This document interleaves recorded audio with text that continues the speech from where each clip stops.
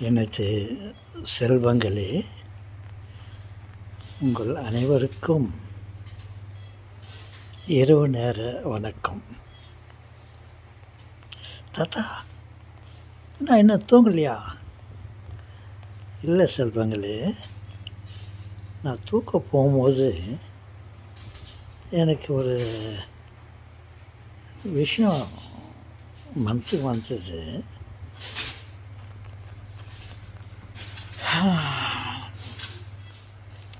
அது உங்கள்கிட்ட சொல்லாமான்னு பார்க்குறேன். என்னென்னா, உயிர்னா என்ன? ஆவி. நம்ம கணக்கு பிரகாரம் உயிர்னா என்ன?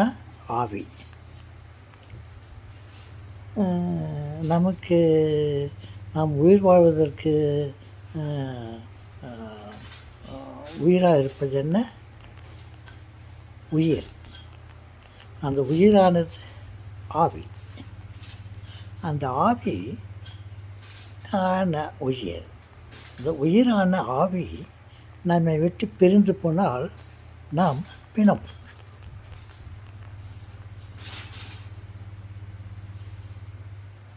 ஓகே, அப்படி இருக்கும்போது நம்ம எல்லாம் மனிதர்கள். மனிதனுக்கு மரணம் எப்போது வருமோ தெரியாது. அப்படி இருக்கும்போது கடவுள் கூட மனுஷன்தான்.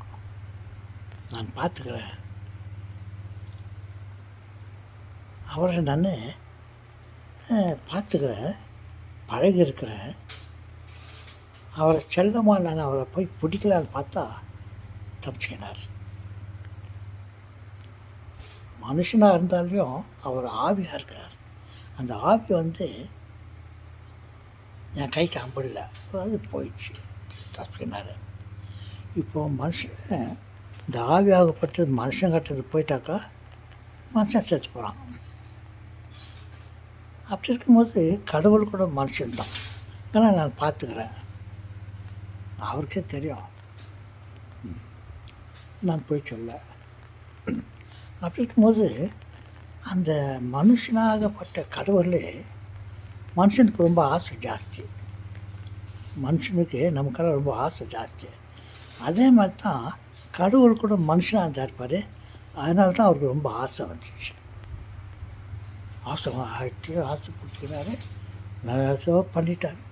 இதை பண்ணலாம், அதை பண்ணலாம், எப்படி மனுஷன் இது பொம்மை பண்ணலாம், அதை பண்ணலாம், இதை பண்ணலாம், அது பண்ணலாம், ரேடியோ பண்ணலாம், அவன் விருப்பமாக அதெல்லாம் பண்ணலான்னு சொல்லி பண்ணுறான் இல்லையா? அதே மாதிரி கடவுளாகப்பட்ட அவர் மனுஷனாக இருந்தார். அதனால தான் அவருக்கு பொருளின் மேலே ஆசை. அதனால தான் வானம், பூமி, இது அது, பறவைகள், மிருகங்கள், மனுஷர்கள், நம்மளெல்லாம் கூட எல்லாத்தையும் பண்ணார். நமக்கு எப்போ நம்ம விட்டது உயிர் போயிட்டோம், அப்போ நம்ம பிணமாயிடுவோம். ஆனால் அந்த உயிர் ஆவி, அது போய் தப்பிச்சு போயிடும். அப்படி இருக்கும்போது எனக்கு என்ன யோசனை வந்துச்சுன்னா, நம்ம அப்பா கடவுள், அவர் கூட ஒரு நாளைக்கு சாவார். அவர் கூட சாவு காத்துனுக்குது, கடவுள் கூட சாவு காத்துனுக்குது.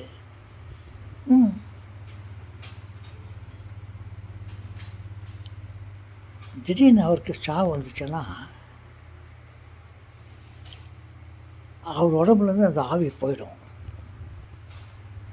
அப்போ கடவுளை பிணமாயிடுவார் அப்படின்ட்டு ஒரு யோசனை வந்துச்சு. நான் சொல்கிறது சரியா தப்பா நீங்களே சொல்லுவா. கடவுள் மனுஷனாக தான் இருந்தார், நான் பார்த்துக்கிறேன்.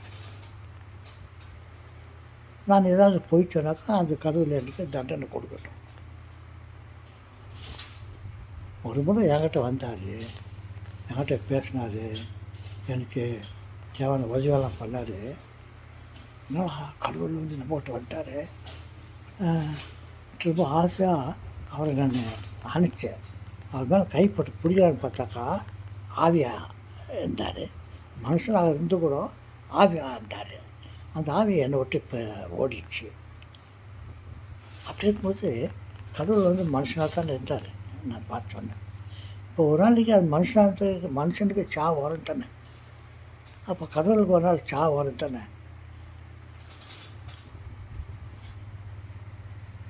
அப்படின்ட்டு எனக்கு ஒரு யோசனை வந்துச்சு. அந்த கடவுளில் கட்டிருந்து ஆவி போயிடும். ஆனால் எங்கன்னா அது சுற்றின்னு தான் இருக்கும். அதுதான் சுப்ரீம், ஆவி தான் சுப்ரீம்.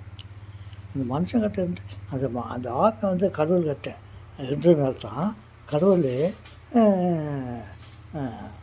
அவருக்கு இஷ்டமானதெல்லாம் பண்ணியிருந்தார், நம்மளெல்லாம் கவனிச்சிருந்தார், அவர் ரோலில் அவர் பண்ணியிருந்தார். இப்போ அவர்கிட்ட போதும் பண்ணி இருந்தது, நான் உன்னை விட்டு போகிறேன்னு சொல்லிட்டு அந்த ஆவியானவர் கடவுள்கிட்ட இருந்து போயிட்டாருன்னா, அப்போ கடவுள் நம்மளை மாதிரி ஒரு நாளைக்கு சாவ போகிறாரு. அவர் நம்மளெல்லாம் பச்சவரெல்லாம் நம்மளை விட்டு போயிட்டாக்கா உலகமே அழிஞ்சு போயிடும்.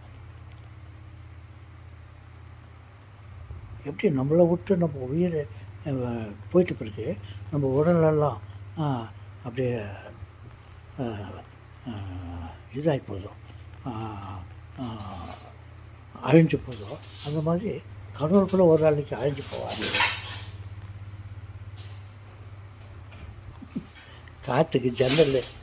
காற்றுல ஜன்னல் ஷட்டர் ஆடின்னுக்குது. அப்படி சொல்லுங்களே, அது ஒரு மனசில் எனக்கு வந்துச்சு. சரி உங்கள்கிட்ட சொல்லிவிட்டு போய் கொண்டேட் பண்ணி போய் படுக்கலான்ட்டு இருக்கிறேன். ஓகே,